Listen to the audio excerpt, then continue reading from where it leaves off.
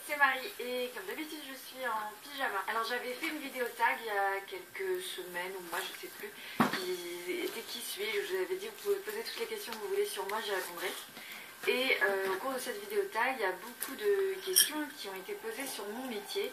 Et du coup j'avais dit que je referais une vidéo dédiée spécifiquement à mon métier qui est écrivain et à l'écriture. Voilà, j'ai mis 2 mois parce que je suis toujours en retard.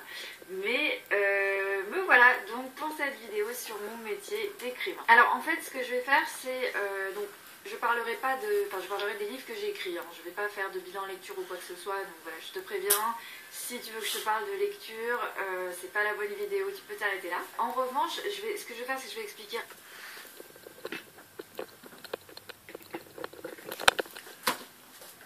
Assalamu alaikum wa rahmatullah wa barakatuh. Bonjour à toutes et à tous mes amis.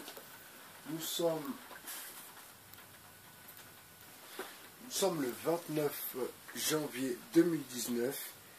Il est 16h15.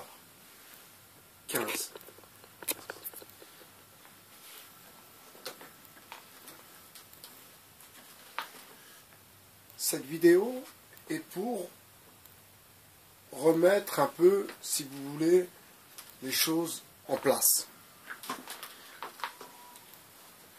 Cette vidéo est très importante pour moi, le premier, car je suis dans le fond le premier concerné, et est très importante pour vous.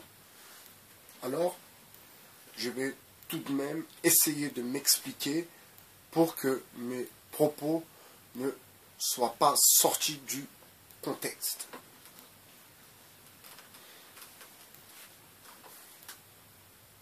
Ma vie d'écrivain, ma vie de galérien, ma vie de mec à la ramasse un peu, qui n'arrête pas de réfléchir, qui n'arrête pas de comprendre aussi, de comprendre ses réflexions. Ma foi, c'est ça la remise en question. C'est se poser des questions et y apporter des réponses. Et ma foi, c'est une déduction, donc une opération, donc la solution. La solution pour moi et pour ma vie, ça ce n'est pas, comment dire, ce n'est pas ce que j'espère, ce n'est pas un souhait. Parce que quoi qu'il arrive, je resterai toujours quelqu'un intéressé par l'écriture, intéressé par la philosophie, intéressé par l'explication de ces réflexions, donc de ces remises en question. Hier, j'ai assisté à une réunion, donc une amie à moi m'a invité, un endroit un peu chicos, un peu sympathique. Alors, tout le monde devait un peu se présenter. Alors, c'est elle qui a fait ma présentation. Je me présente Vincent, il est écrivain.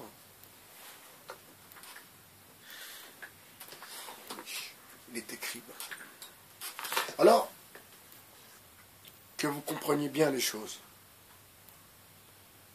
Être un écrivain, ce n'est pas être un mec intelligent.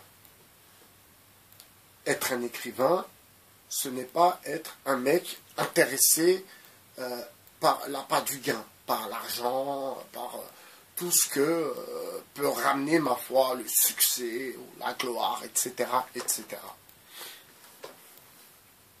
Moi, je ne suis pas du tout dans ce rapport-là avec mon travail, avec mes écrits et, ma foi, avec moi-même.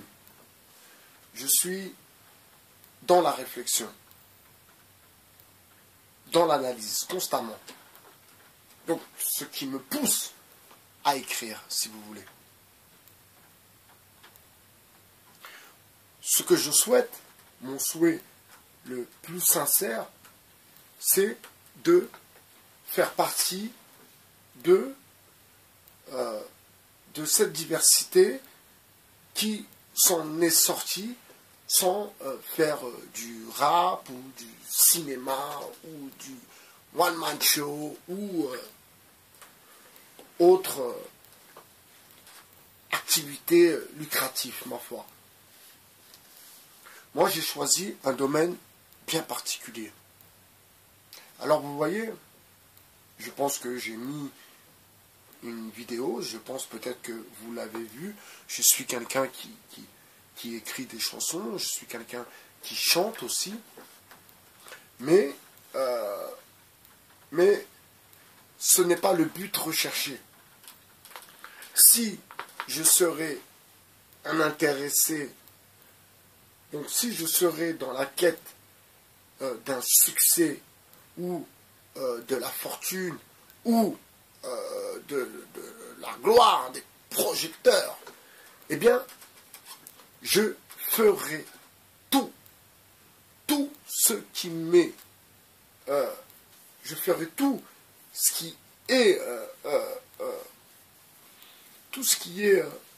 possible pour pouvoir briller, pour pouvoir me faire remarquer, pour pouvoir, alors j'aurais démarché des maisons de disques, j'aurais travaillé plus les morceaux, je me serais vraiment arrêté sur le domaine de la musique. Sauf que, et là je passe un grand bonjour à Aka, je te passe un grand bonjour, je t'envoie la paix à toi et ta famille en espérant que tu vas bien. Donc je vais vous parler un peu d'Aka et ça sera aussi quelque part un droit de réponse et une pensée profonde et certaine que j'ai pour lui à ce moment même.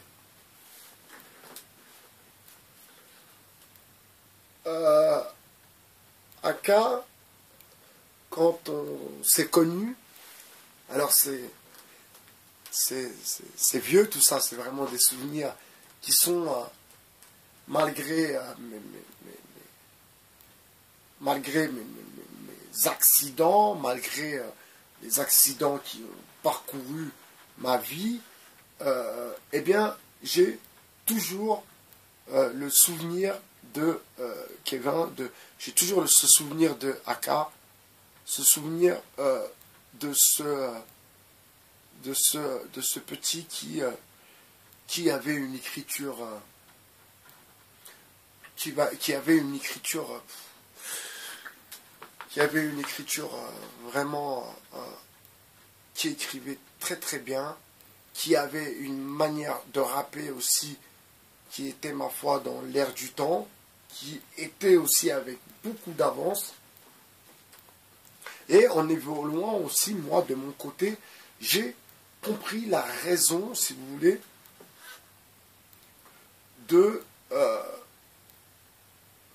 du pourquoi. Donc j'ai compris la raison du pourquoi. Aka, comme tant d'autres, hein, car dans la musique, vous savez, vous avez l'impression plutôt, parce que je ne fais pas partie des auditeurs, mais bon, mais j'écoute quand même de la musique, hein, mais bon, je suis plutôt old school, mais on vous propose une palette de rappeurs, alors de Medine à Rinkus le Cactus, en passant par Fianso, par machin bidule chouette. Mais parmi ces gens-là, il y en a beaucoup qui sont dans l'ombre, qui essayent, ma foi, de percer, mais qui n'ont pas la connexion adéquate, et, ma foi, eh bien, le succès va prendre forcément, quand je dis le succès, la finalité du projet va forcément prendre un peu plus de temps, et pendant ce temps-là, l'artiste évolue aussi, si vous voulez, dans sa manière et sa façon de voir les choses. à cette époque, moi et Booba, pas Booba B2OBA, Booba BOUBA, Emmanuel. Donc, à cette époque, nous faisions du rap et on s'enregistrait, on allait chez Booba, on se posait, on rappait, on écrivait des textes, on se reprenait. Et Aka était avec nous. Et parfois, quand il posait ses textes, quand j'écoutais, si vous voulez, sa manière et la profondeur de ses textes, je me disais, ce petit, il a vraiment du talent. Mais je pense que ce qui lui a pas porté préjudice, ma foi, parce qu'il va très bien. Alhamdulillah, il va très bien. J'espère, je souhaite, je veux qu'il aille bien. Et le fait d'avoir cette mentalité de petit homme, de petit bonhomme, je pense que c'est ça qui lui a porté préjudice. Alors je m'explique. Quand vous mettez un pied dans la musique, vous devez forcément adhérer à tout l'à côté. Promotion, voilà quoi, il faut te faire voir, on doit te connaître, te reconnaître. Il y a tout un logiciel qui accompagne, ma foi, cette démarche créative, cette démarche professionnelle. Et je pense que Aka n'était pas en accord avec tout ce qu'il y a à côté de la musique. Je crois que j'en ai parlé avec lui une fois, je n'ai plus le souvenir, mais je pense que c'est tout l'à côté de la musique qui ne lui plaisait pas. C'est-à-dire le commercial, faire des radios commerciales, être plutôt dans le commercial, si vous voulez. Et c'est là où moi, personnellement, ça m'a fait lever le pied. Parce que j'ai compris que, avec ma manière de voir les choses, avec ma façon de penser, avec les textes, en l'occurrence les textes que nous avions avec Booba, eh bien, c'était un peu très revendicatif, très agressif quelque part. Et on a compris, du moins moi j'ai compris personnellement, que la musique, en l'occurrence le rap, eh bien, c'était pas quelque chose où j'allais faire une carrière. Vous savez, il fut un temps, j'étais un rappeur qui passait à la radio, alors c'était à l'époque de Radio Nova et à l'époque de Radio Star, pour ceux qui se souviennent, et il y avait une émission de rap qui était animée par DJ LBR, que je salue, qui était animée par DJ LBR, à Radio Nova, à Radio Star, à Saint-Leu. Et nous y allons là-bas tous les dimanches soirs avec notre équipe. Et il y avait Kentou aussi, que Dieu ait son âme. Et vraiment, c'est là où j'ai compris que j'étais apte, que j'étais capable de me lancer dans cette carrière, mais qu'il y a quelque chose qui me freinait. Alors, est-ce que ce n'est pas le fait de faire du rap, donc d'être qualifié, si vous voulez, de rappeur, et que je reste à cette place-là, donc de divertisseur, dans la place du divertissement. Et ma foi, ce n'était pas quelque chose qui me plaisait, ce n'est pas quelque chose qui me plaisait. Donc l'écriture a toujours été une chose qui m'a toujours habité. Alors, pour ceux qui se souviennent de moi à l'école, le français est une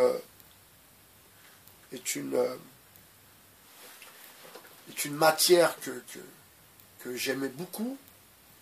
Et j'avais la chance, alors à cette époque, donc c'était 6e, 5e, j'ai eu de la chance de tomber sur une professeure qui s'appelait Madame Ousti,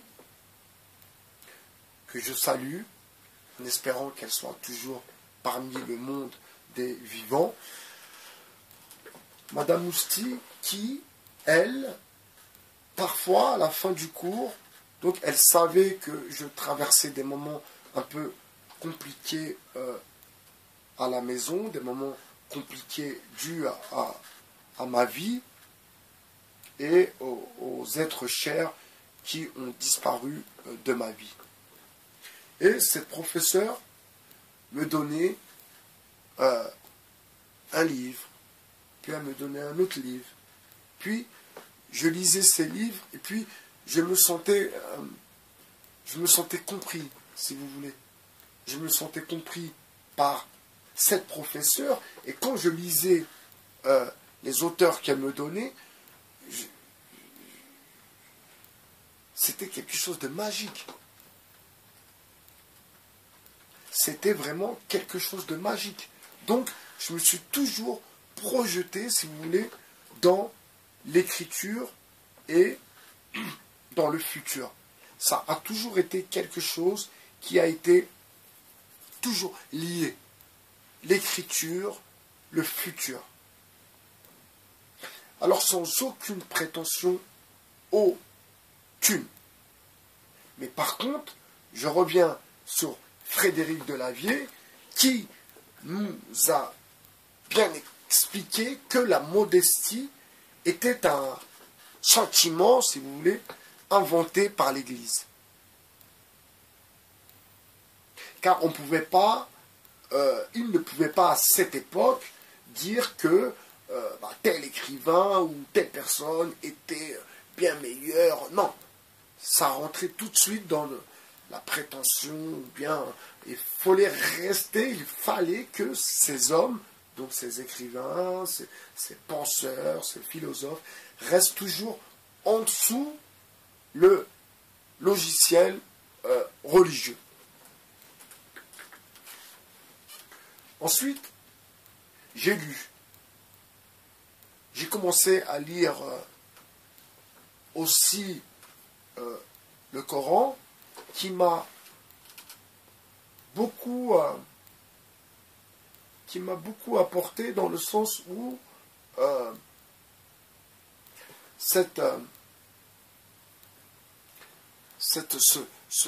soupçon de philosophie grecque, si vous voulez, me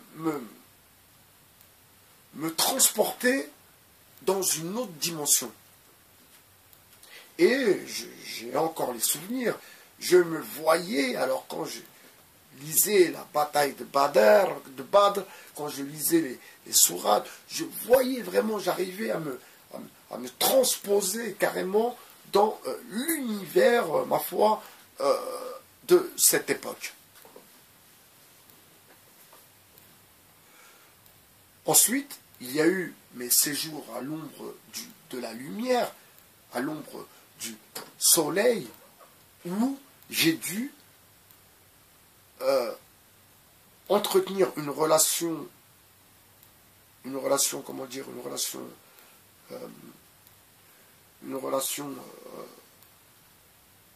par l'écrit, et pourquoi j'ai dû développer un peu plus cette capacité.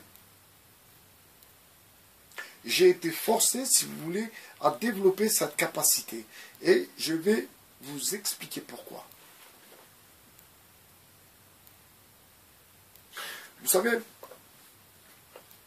quand vous êtes, excusez-moi, à l'ombre du soleil, et que vous vivez des choses fortes, des choses intenses, cette privation, si vous voulez, ce mélange, cette diversité, cette culture aussi, parce que beaucoup parlent de cet endroit d'une certaine façon, mais moi, je l'ai vécu d'une autre manière.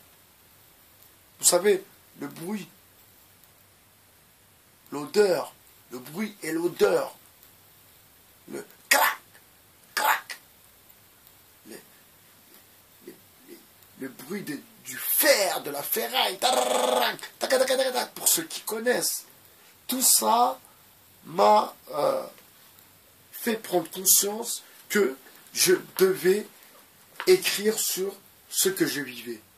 Parce que personne, dans le fond, ne pouvait comprendre réellement ce que j'étais en train de vivre.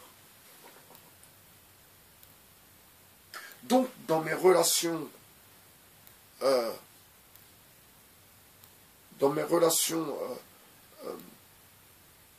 avec l'écriture, je ne me souviens plus du mot, c'est pas épistolaire, dans mes relations à l'écrit, j'ai voulu essayer de faire comprendre au mieux ce que j'étais en train de vivre.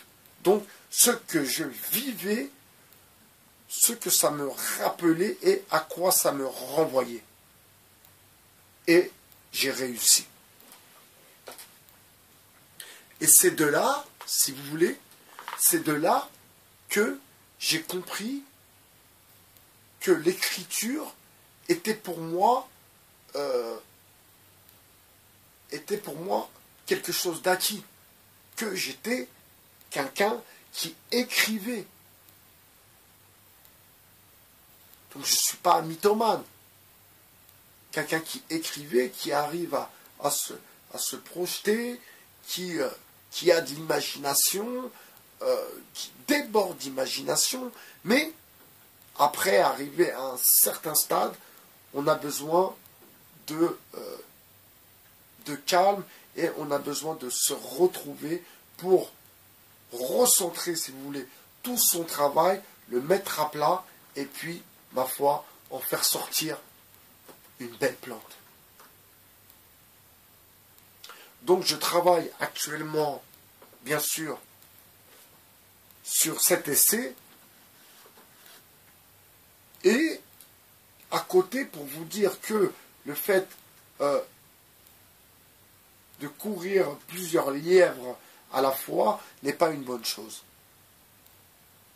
Pour le moment, ce qui me bloque, c'est que je travaille sur un essai et en même temps, à côté, je travaille sur un roman et en même temps, à côté, j'ai mes problèmes personnels qui viennent, certes, polluer un peu mon atmosphère d'artiste et aussi, ça me donne aussi cette envie, ça m'inspire aussi, si vous voulez, ça m'inspire de vivre ces moments ou d'avoir vécu ces moments compliqués qui ont fait de moi, qui n'ont fait que de me grandir, si vous voulez. Et je suis et serai ravi de faire partie de cette, si vous voulez, cette nouvelle génération d'auteurs.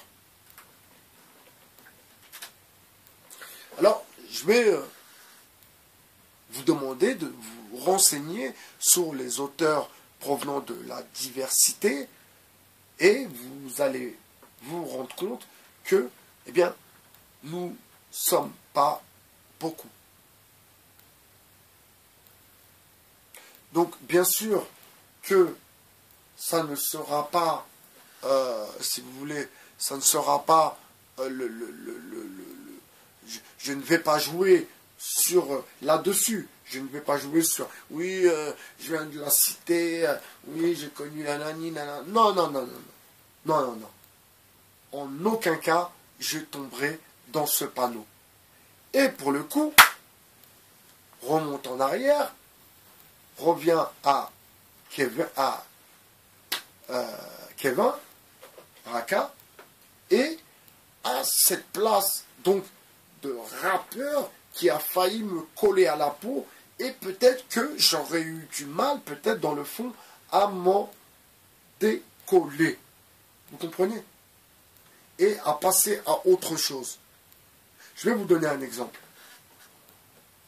Regardez les gens comme Rinkus, les gens du 113, certains rappeurs, ils sont cantonnés à ce rôle et, ma foi, ils ne peuvent plus en décoller. Parce qu'il y a tout un délire, toute une matrix qui va avec. Et eux sont forcément obligés de jouer ce jeu. Parce que ce jeu leur a ramené de l'argent.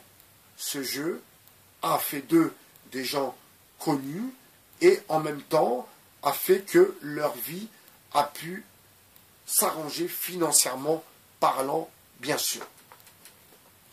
Maintenant, il y a une chose que, bien sûr, les lecteurs doivent comprendre.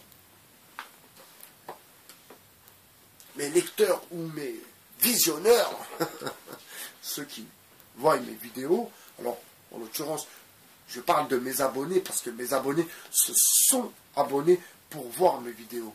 Mais je m'adresse aussi aux autres qui verront cette vidéo, bien sûr.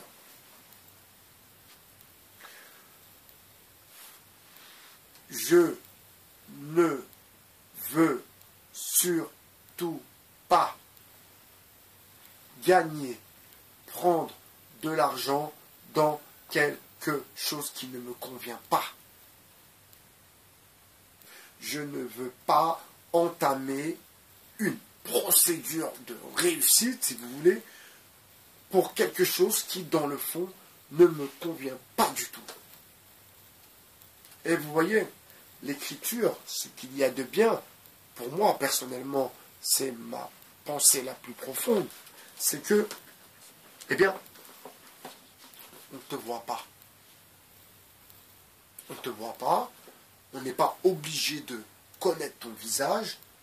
Donc, bien, tu peux sortir normal comme tout le monde sans qu'on vienne te voir, oui, signer un autographe, etc., etc. Non. Par contre, lors quand mon essai puis mon roman seront publiés, forcément, j'aurai des séances de dédicaces, hein, ça c'est normal, ça fait partie du truc, mais si vous voulez, il n'y a pas de lumière, de projecteur. Tout ce que je rejette, tout ce que je ne veux pas. Donc vous avez compris que mes vidéos ne sont pas dans un but lucratif. Mes vidéos sont dans un but créatif, sont dans un but, si vous voulez,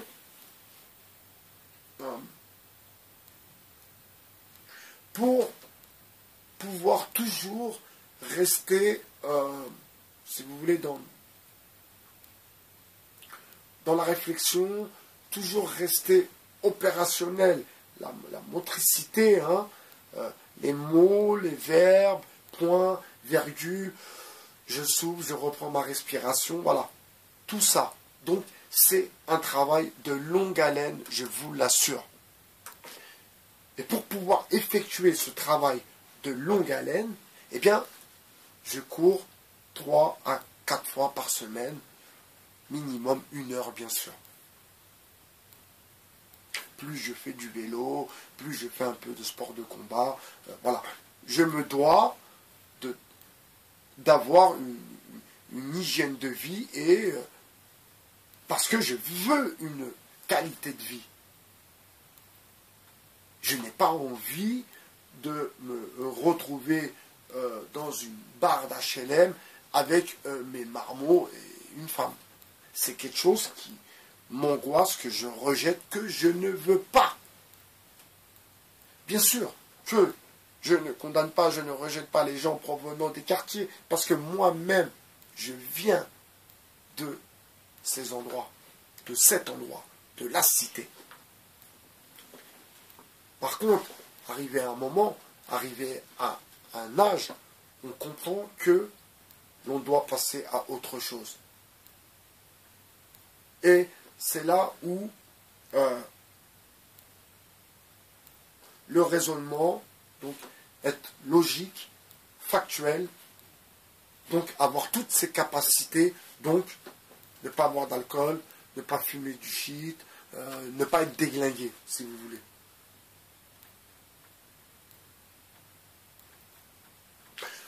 On doit être, je parle pour vous comme pour moi, hein, on doit être à 100%. Alors, avec les problèmes, les soucis, bon, on est à 65, 70. Alors, parfois, on descend un peu plus en dessous. Alors, il faut toujours récupérer pour être au max, comme disent les jeunes. Donc, je voulais juste vous expliquer un peu le pourquoi du comment et en espérant